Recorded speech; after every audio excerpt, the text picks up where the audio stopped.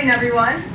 So now I'm really self-conscious about my presentation after listening to Joe Farage's commercial because my props are homemade. However, one day we will convert them to fancy visuals. So today we are going to talk about what I do all day. I am a real estate attorney. I do house closings. So I say that every week when I do my 30-second commercial, but what can I put in 30 seconds to really make you understand what my day looks like? It's hard. If you've never bought a house, you don't know what to expect. You really have no idea. And even if you have bought a house, if you had a good real estate attorney, you still don't know all the steps because you're on a need-to-know basis. You only need to know what you need to do. You don't need to know all the problems that go on behind the scenes that your excellent attorney is fixing for you. So we're going to start. We're going to go on a journey today through a closing. You are going to pretend that you are buying your first house. Actually, it could be your second, third, fourth home. It doesn't matter. Even if you're selling a house, the steps are the same. You just may play a different role.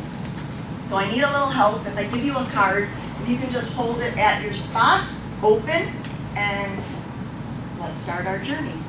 So the house is for sale, and what good is a house sale if we don't have a buyer? So Mrs. Buyer is going to call up James Conley and go look at a house. Mrs. Buyer also is going to go look at that house with Mr. Buyer. So now right off the bat we have two people with two different opinions.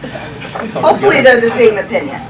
They're working with their buyer's agent, who will show them the house, write up the contract, and negotiate an awesome deal. That agent is going to do that with the listing agent. Woo. So the listing agent is the realtor that has the sign in the ground, for sale. They want big bucks for that house. So does Mr. Seller. So what happens is that contract's being negotiated. Hopefully those realtors are getting all the parties on the same page for the price everybody wants. After that happens, the buyer's attorney and the seller's attorney both have 3 business days to review that contract with their clients, make sure it meets everybody's expectations, make sure the dates are going to work out well for everybody, make sure there's no real hidden surprises, and make sure that everybody's happy, their client's happy at least. Once both attorneys sign off, that's called the attorney approval period, then the buyer moves on to the home inspection. Hopefully they're doing a home inspection. So that's for peace of mind. That's so they know the home they want to buy is free from serious defects at least. There's always little things you can do to improve upon a house, but that's for their peace of mind. So they know if there is a problem, how much they're going to need to spend to fix it. And things come up, like, is the roof bad? Is the electrical box out of date? Are there frayed wires? Do we need an electrician? Do we need Frank to come check out the furnace because it's on its last leg? Those are scratching the surface of what could come up on a home inspection. Again, the realtors will negotiate this. If the buyer wants repairs or just wants a reduction on the sale price, that's going to be written up on an addendum. Both parties will have to sign, and then the buyer moves on. The next contingency on most of the deals is a mortgage commitment.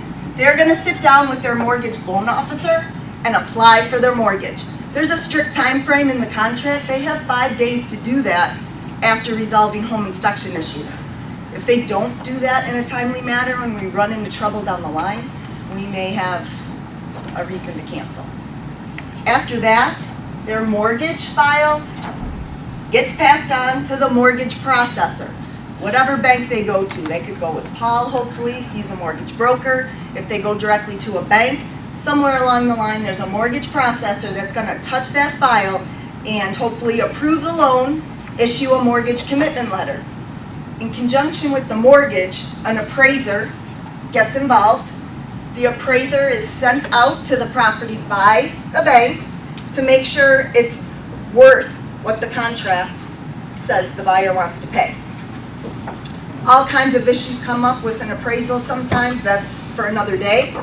But just realize there's an appraiser involved. Then there's a title search company.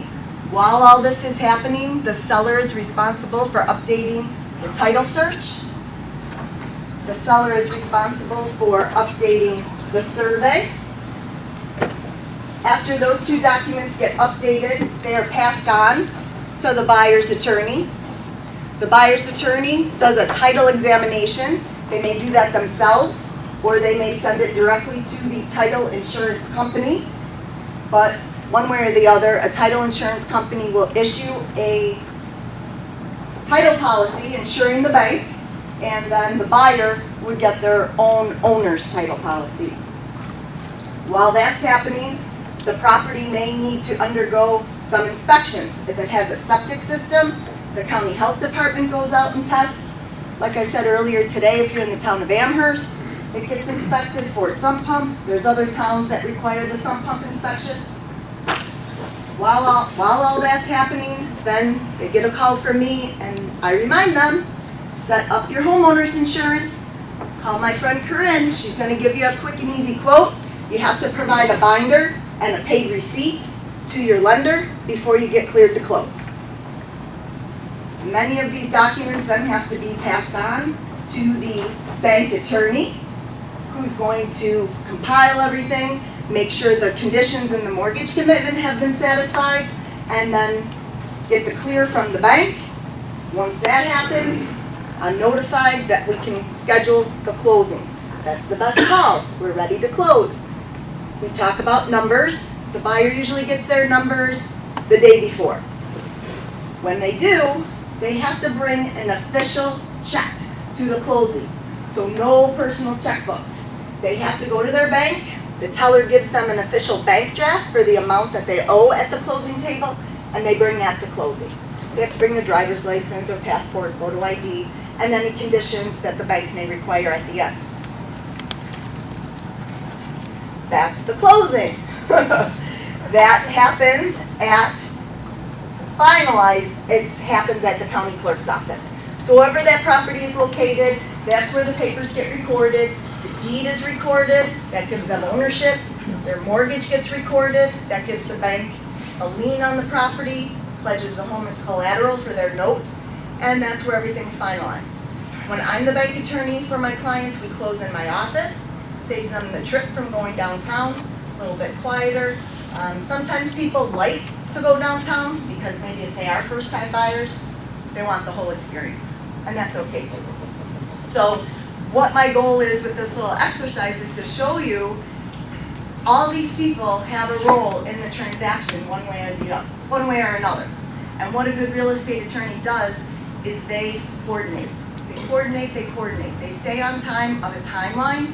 They know what all these people are supposed to be doing and when it's supposed to be done, and then you manage it. So a good referral for me is the person that wants to do this. They want to buy a house. My very best A client is the person who's not only buying, but they are selling. So then we get to do this twice, and we do it at the same time.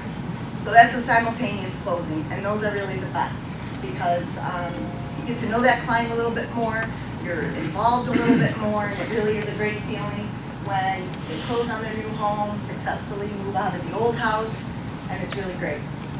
Another good referral is the person that's going to sell, but they're a little leery. It's a family home, they've owned it for a long time, they're a little nervous. Yesterday I had this lady, Jane, she was a referral from another attorney. She's selling her condo, her husband recently died.